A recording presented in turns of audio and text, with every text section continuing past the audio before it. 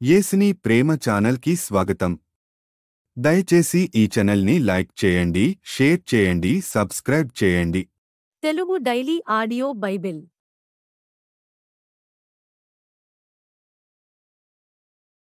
ఆదికాండము 12వ అధ్యాయము. యెహోవా, నీవు లేచి నీ దేశము నుండియు నీ బంధువుల యొద్ద నుండియు నీ తండ్రి ఇంటి నుండియు బయలుదేరి నేను నీకు చూపించు దేశమునకు వెళ్ళుము. నిన్ను గొప్ప జనముగా చేసి నిన్ను ఆశీర్వదించి నీ నామమును గొప్ప చేయుదును. నీవు ఆశీర్వాదముగా నుందువు. నిన్ను ఆశీర్వదించు వారిని ఆశీర్వదించెదను, నిన్ను దూషించు వారిని శపించెదను. భూమి యొక్క సమస్త వంశములు నీయందు ఆశీర్వదించబడునని అబ్రాముతో అనగా, యెహోవా అతనితో చెప్పిన ప్రకారము అబ్రాము వెళ్ళెను. లోతు అతనితో కూడా వెళ్ళెను. అబ్రాము హారాను నుండి బయలుదేరినప్పుడు 75 ఈడు గలవాడు.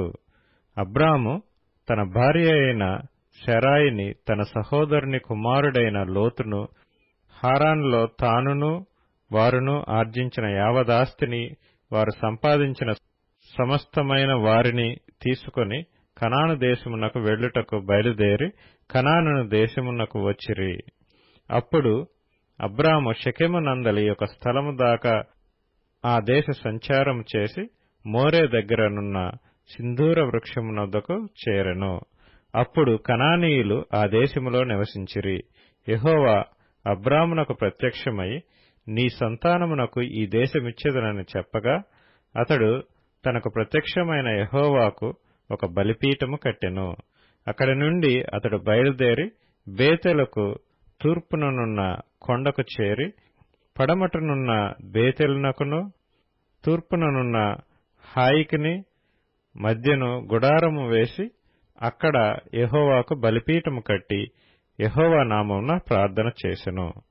అబ్రాము ఇంకా ప్రయాణము చేయుచు దక్షిణ దిక్కుకు వెళ్ళెను. అప్పుడు ఆ దేశములో కరువు వచ్చెను. ఆ దేశములో కరువు భారముగా నున్నందున అబ్రాము ఐగుప్తు దేశములో నివసించుటకు అక్కడికి వెళ్ళెను. అతడు ఐగుప్తులో ప్రవేశించుటకు సమీపించినప్పుడు అతడు తన భార్య అయిన శారాయితో, ఇదిగో నీవు చక్కని దానివని ఎరుగుదును. ఐగుప్తీయులు నిన్ను చూచి ఈమె అతని భార్య అని చెప్పి నన్ను చంపి నిన్ను బ్రతకనిచ్చెదరు. నీ వలన నాకు మేలు కలుగునట్లును నిన్ను బట్టి నేను బ్రతుకున్నట్లును నీవు నా సహోదరివని దయచేసి చెప్పుమనెను. అబ్రాము ఐగుప్తులో చేరినప్పుడు ఐగుప్తీయులు ఆ స్త్రీ మిక్కిలి సౌందర్యవతి అయి ఉండుట చూచిరి. ఫరో యొక్క అధిపతులు ఆమెను చూచి ఫరో ఎదుట ఆమెను పొగిడిరి గనుక ఆ స్త్రీ ఫరో ఇంటికి తేబడెను. అతడు ఆమెను బట్టి అబ్రామునకు మేలు చేసెను. అందువలన అతనికి గొర్రెలు, గొడ్లు, మగ గాడిదలు, దాసులు, పనికత్తెలు, ఆడుగాడిదలు, ఒంటెలు ఇయ్యబడెను. అయితే యెహోవా అబ్రాము భార్య అయిన శారాయిని బట్టి ఫరోను అతని ఇంటివారిని మహావేదనల చేత బాధించెను. అప్పుడు ఫరో అబ్రామును పిలిపించి, నీవు నాకు చేసినది ఏమిటి? ఈమె నీ భార్య అని నాకెందుకు తెలపలేదు? ఈమె నా సహోదరి అని ఎలా చెప్పితివి? నేనామెను నా భార్యగా చేసుకొందునేమో. అయితేనేమి, ఇదిగో నీ భార్య, ఈమెను తీసుకొని పొమ్మని చెప్పెను. మరియు ఫరో అతని విషయమై తన జనులకు ఆజ్ఞాపించినందున వారు అతనిని, అతని భార్యను, అతనికి కలిగిన సమస్తమును పంపివేసిరి. ఆదికాండము 13వ అధ్యాయము. అబ్రాము తనకు కలిగిన సమస్తమును, తన భార్యను, తనతో కూడానున్న లోతును వెంటబెట్టుకుని ఐగుప్తులో నుండి నెగెబుకు వెళ్ళెను. అబ్రాము వెండి బంగారము పశువులు కలిగి బహు ధనవంతుడై ఉండెను. అతడు ప్రయాణము చేయుచు దక్షిణము నుండి బేతెలు వరకు, అనగా బేతెలుకును హాయికిని మధ్య తన గుడారము మొదట ఉండిన స్థలము వరకు వెళ్లి తాను మొదట బలిపీఠము కట్టిన చోట చేరెను. అక్కడ అబ్రాము యెహోవా నామమున ప్రార్థన చేసెను. అబ్రాముతో కూడా వెళ్లిన లోతుకును గొర్రెలు, గొడ్లు, గుడారములు ఉండెను గనుక వారు కలిసి నివసించుటకు ఆ ప్రదేశము చాలకపోయెను. ఎందుకనగా వారి ఆస్తి వారు కలిసి నివసించలేనంత విస్తారమై ఉండెను. అప్పుడు అబ్రాము పశువుల కాపరులకును లోతు పశువుల కాపరులకును కలహము పుట్టెను. ఆ కాలమందు కనానీయులు పెరిజ్జీయులు ఆ దేశంలో కాపురముండిరి. కాబట్టి అబ్రాము, మనము బంధువులము గనుక నాకును నీకును నా పశువుల కాపరులకును నీ పశువుల కాపరులకును కలహముండకూడదు. ఈ దేశమంతయు నీ ఎదుటనున్నది కదా, దయచేసి నన్ను విడిచి వేరుగా నుండుము. నీవు ఎడమ తట్టునకు వెళ్లిన ఎడల నేను కుడి తట్టుకును, నీవు కుడి తట్టునకు వెళ్లిన ఎడల నేను ఎడమ తట్టునకును వెళ్ళుదునని లోతుతో చెప్పగా, లోతు తన కన్నులెత్తి యొర్దాను ప్రాంతమంతటిని చూచెను. యెహోవా సొదొమ గొమొర్రా అను పట్టణములను నాశనము చేయక ముందు సోయరుకు వచ్చు వరకు అదంతయు యెహోవా తోట వలెనో ఐగుప్తు దేశము వలెనో నీళ్లు పారు దేశమై ఉండెను. కాబట్టి లోతు తనకు యొర్దాను ప్రాంతమంతటిని ఏర్పరచుకొని తూర్పుగా ప్రయాణం చేసెను. అట్లు వారు ఒకరినొకరు వేరైపోయిరి. అబ్రాము కనానులో నివసించెను. లోతు ఆ మైదానమందున్న పట్టణముల ప్రదేశములలో కాపురముండి సొదొమ దగ్గర తన గుడారము వేసుకొనెను. సొదొమ మనుష్యులు దుష్టులను, యెహోవా దృష్టికి బహు పాపులునై యుండిరి. లోతు అబ్రామును విడిచిపోయిన తరువాత యెహోవా, ఇదిగో నీ కన్నులెత్తి నీవు ఉన్న చోట నుండి ఉత్తరపు తట్టు, దక్షిణపు తట్టు, తూర్పు తట్టు, పడమర తట్టును చూడుము. ఎందుకనగా నీవు చూచుచున్న ఈ దేశమంతటిని నీకును నీ సంతానమునకును సదాకాలము ఇచ్చెదను. మరియు నీ సంతానమును భూమి మీద నుండు రేణువుల వలె విస్తరింపచేసెదను. ఎట్లనగా ఒకడు భూమి మీద నుండి రేణువులను లెక్కింపగలిగిన ఎడల నీ సంతానమును కూడా లెక్కింపవచ్చును. నీవు లేచి ఈ దేశము యొక్క పొడుగున వెడల్పున దానిలో సంచరించుము, అది నీకిచ్చెదనని అబ్రాముతో చెప్పెను. అప్పుడు అబ్రాము తన గుడారము తీసి హెబ్రోనులోని మమ్రే దగ్గరనున్న సింధూర వృక్ష వనములో దిగి అక్కడ యెహోవాకు బలిపీఠము కట్టెను. ఆదికాండము 14వ అధ్యాయము. షీనారు రాజైన అమ్రాపేలు, ఎల్లాసరు రాజైన అర్యోకు, ఏలాము రాజైన కదొర్లాయోమెరు, గోయూయల రాజైన తిదాలు అను వారి దినములలో వారు సొదొమ రాజైన బెరాతోను, గొమొర్రా రాజైన బిర్షాతోను, అద్మా రాజైన షినాబుతోను, షెబోయూయుల రాజైన షెమేబెరుతోను, సోయరను బెలరాజుతోను యుద్ధము చేసిరి. వీరందరూ ఉప్పు సముద్రమైన సిద్దీము లోయలో ఏకముగా కూడి 12 సంవత్సరములు కదొర్లాయోమెరుకు లోబడి 13వ సంవత్సరమున తిరుగుబాటు చేసిరి. 14వ సంవత్సరమున కదొర్లాయోమెరును అతనితో కూడానున్న రాజులను వచ్చి అస్తారోత్ కర్నాయిములో రెఫాయీయులను, హాములో జూజీయులను, షావే కిర్యతాయిము మైదానములో ఏమీయులను కొట్టిరి. మరియు హోరీయులను అరణ్యము దగ్గరనున్న ఏల్పరాను వరకు తరిమి శేయీరు పర్వత ప్రదేశములో వారిని కొట్టిన తరువాత తిరిగి కాదేషును ఏన్మిష్పతుకు వచ్చి అమాలేకీయుల దేశమంతటికి హససోన్ తామారులో కాపురమున్న అమోరీయులను కూడా కొట్టిరి. అప్పుడు సొదొమ రాజును, గొమొర్రా రాజును, అద్మా రాజును, సెబోయిము రాజును, సోయరను బెలరాజును బయలుదేరి సిద్దీము లోయలో వారితో, అనగా ఏలాము రాజైన కదొర్లాయోమెరు, గోయూయుల రాజైన తిదాలు, షీనారు రాజైన అమ్రాపేలు, ఎల్లాసరు రాజైన అర్యోకు అను నలుగురితో ఆ 5 రాజులు యుద్ధము చేసిరి. ఆ సిద్దీము లోయలో విస్తారమైన మట్టి కీలు గుంటలు ఉండెను. సొదొమ గొమొర్రాల రాజులు పారిపోయి వాటిలో పడిరి. శేషించిన వారు కొండకు పారిపోయిరి. అప్పుడు వారు సొదొమ గొమొర్రాల ఆస్తి యావత్తును వారి భోజన పదార్థములన్నీయు పట్టుకొని పోయిరి. అప్పుడు అబ్రాము సహోదరుని కుమారుడైన లోతు సొదొమలో కాపురముండెను గనుక అతనిని అతని ఆస్తిని పట్టుకొని పోగా తప్పించుకొని ఒకడు వచ్చి హెబ్రీయుడైన అబ్రామునకు ఆ సంగతి తెలిపెను. అప్పుడతడు ఎష్కోలు సహోదరుడును ఆనేరు సహోదరుడునైన మమ్రే అను అమోరీయుని ఏలోను వనములో కాపురముండెను. వీరు అబ్రాముతో నిబంధన చేసుకొనినవారు.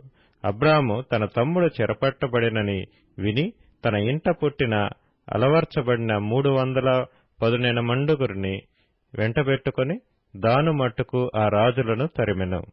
రాత్రివేళ అతడును అతని దాసులను వారికెదురుగా మొనలు తీర్చి వారిని కొట్టి దమస్కునకు ఎడమ తట్టున్న హోబా మట్టుకు తరిమి ఆస్తి యావత్తు తిరిగి తెచ్చి తన తమ్ముడైన లోతును అతని ఆస్తిని స్త్రీలను ప్రజలను తిరిగి తీసుకుని వచ్చెను. అతడు కదొర్లాయోమెరును అతనితో కూడానున్న రాజులను ఓడించి తిరిగి వచ్చినప్పుడు సుధమ రాజు అతనిని ఎదుర్కొనుటకు రాజులోయ అను షావే లోయ మట్టుకు బయలుదేరి వచ్చెను.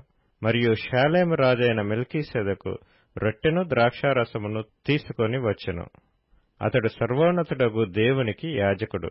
అప్పుడతడు అబ్రామును ఆశీర్వదించి ఆకాశమునకును భూమికిని సృష్టికర్తయును సర్వోన్నతుడునైన దేవుని వలన అబ్రాము ఆశీర్వదించబడునుగాకనియు నీ శత్రువులను నీ చేతికి అప్పగించిన సర్వోన్నతుడగు దేవుడు స్తుతింపబడునుగాక అనియు చెప్పెను. అప్పుడతడు అన్నిటిలో అతనికి 10వ వంతు ఇచ్చెను. సుధమరాజు మనుష్యులను నాకిచ్చి ఆస్తిని నీవే తీసుకొనుమని అబ్రాముతో చెప్పగా అబ్రాము నేనే అబ్రామును ధనవంతునిగా చేస్తునని నీవు చెప్పకుండునట్లు ఒక నూలుపోగైనను చెప్పులవారైనను నీ వాటిలో ఏదైనను తీసుకొననని ఆకాశమునకును భూమికిని సృష్టికర్తయును సర్వోన్నతుడును దేవుడునైన యెహోవా ఎదుట నా చేయి ఎత్తి ప్రమాణము చేసియున్నాను. అయితే ఈ పడుచువారు భుజించినది తప్ప నాతో కూడా వచ్చిన ఆనేరు ఎష్కోలు మమ్రే అనువారికి ఏ ఏ భాగములు రావాలనో ఆయా భాగములు మాత్రము వారిని తీసుకొననిమ్మని సుధమరాజుతో చెప్పెను. మత్తయి సువార్త 5వ అధ్యాయం. ఆయన ఆ జనసమూహములను చూచి కొండ ఎక్కి కూర్చుండగా ఆయన శిష్యులు ఆయన యొద్దకు వచ్చిరి. అప్పుడు ఆయన నోరు తెరిచి ఇలాగు బోధింపసాగెను. ఆత్మ విషయమై దీనులైన వారు ధన్యులు, పరలోక రాజ్యము వారిది. దుఃఖపడువారు ధన్యులు, వారు ఓదార్చబడుదురు.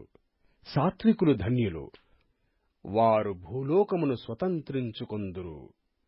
నీతి కొరకు ఆకలి దప్పులు గలవారు ధన్యులు, వారు తృప్తిపరచబడుదురు. కనికరము గలవారు ధన్యులు, వారు కనికరము పొందుదురు. హృదయ శుద్ధి గలవారు ధన్యులు, వారు దేవుని చూచెదరు. సమాధానపరుచువారు ధన్యులు, వారు దేవుని కుమారులనబడుదురు. నీతి నిమిత్తము హింసింపబడువారు ధన్యులు, పరలోక రాజ్యము వారిది. నా నిమిత్తము జనులు మిమ్మును నిందించి హింసించి మీ మీద అబద్ధముగా చెడ్డ మాటలెల్ల పలుకునప్పుడు మీరు ధన్యులు. సంతోషించి ఆనందించుడి, పరలోకమందు మీ ఫలము అధికమగును. ఈలాగున వారు మీకు పూర్వమందుండిన ప్రవక్తలను హింసించిరి. మీరు లోకమునకు ఉప్పయ్యున్నారు. ఉప్పు నిస్సారమైతే అది దేనివలన సారము పొందును? అది బయట పారవేయబడి మనుష్యుల చేత త్రొక్కబడుటకే గాని మరి దేనికినీ పనికిరాదు. మీరు లోకమునకు వెలుగయ్యున్నారు. కొండమీద నుండు పట్టణము మరుగైయుండనేరదు. మనుష్యులు దీపము వెలిగించి కుంచము క్రింద పెట్టరు, కాని అది ఇంట నుండు వారికందరికీ వెలిగిచ్చుటకై దీపస్తంభము మీదనే పెట్టుదురు. మనుష్యులు మీ సత్క్రియలను చూచి పరలోకమందున్న మీ తండ్రిని మహిమపరుచునట్లు వారి ఎదుట మీ వెలుగు ప్రకాశింపనీయుడి. ధర్మశాస్త్రమునైనను ప్రవక్తల వచనములనైనను కొట్టివేయవచ్చితినని తలంచవద్దు. నెరవేర్చుటకే గాని కొట్టివేయుటకు నేను రాలేదు. ఆకాశమును భూమియు గతించిపోయిననే గాని ధర్మశాస్త్రమంతయు నెరవేరు వరకు దాని నుండి ఒక పుల్లైనను ఒక సున్నైనను తప్పిపోదన నిశ్చయముగా మీతో చెప్పుచున్నాను. కాబట్టి ఈ యాజ్ఞలలో మిగులు అల్పమైన యొక్క దానినైనను మీరి మనుష్యులకు అలాగున చేయు బోధించువాడెవడో వాడు పరలోక రాజ్యములో మిగుల అల్పుడనబడును. అయితే వాటిని గైకొని బోధించువాడెవడో వాడు పరలోక రాజ్యములో గొప్పవాడనబడును. శాస్త్రుల నీతి కంటెను పరిసయ్యుల నీతి కంటెను మీ నీతి అధికము కాని ఎడల మీరు పరలోక రాజ్యములో ప్రవేశింపనేరరని మీతో చెప్పుచున్నాను. నరహత్య చేయవద్దు. నరహత్య చేయువాడు విమర్శకులో నగునని పూర్వీకులతో చెప్పబడిన మాట మీరు విన్నారు గదా. నేను మీతో చెప్పునదేమనగా, తన సహోదరుని మీద కోపపడు ప్రతివాడు విమర్శకు లోనగును. తన సహోదరుని చూచి వ్యర్థుడా అని చెప్పువాడు మహాసభకు లోనగును. ద్రోహి అని చెప్పువాడు నరకాగ్నికి లోనగును. కావున నీవు బలిపీఠమునొద్ద అర్పణము నర్పించుచుండగా నీమీద నీ సహోదరునికి విరోధమేమైనను కలదని అక్కడ నీకు జ్ఞాపకము వచ్చిన ఎడల, అక్కడ బలిపీఠమునెదుటనే నీ అర్పణము విడిచిపెట్టి మొదట వెళ్లి నీ సహోదరునితో సమాధానపడము. అటు తరువాత వచ్చి నీ అర్పణము నర్పింపుము. నీ ప్రతివాదితో నీవును త్రోవలో ఉండగానే త్వరగా వానితో సమాధానపడము. లేని ఎడల ఒకవేళ నీ ప్రతివాది నిన్ను న్యాయాధిపతికి అప్పగించును. న్యాయాధిపతి నిన్ను బంట్రోత్తుకు అప్పగించును. అంతట నీవు చెరసాలలో వేయబడదువు. దయచేసి ఈ ఛానల్ని లైక్ చేయండి, షేర్ చేయండి, సబ్స్క్రైబ్ చేయండి.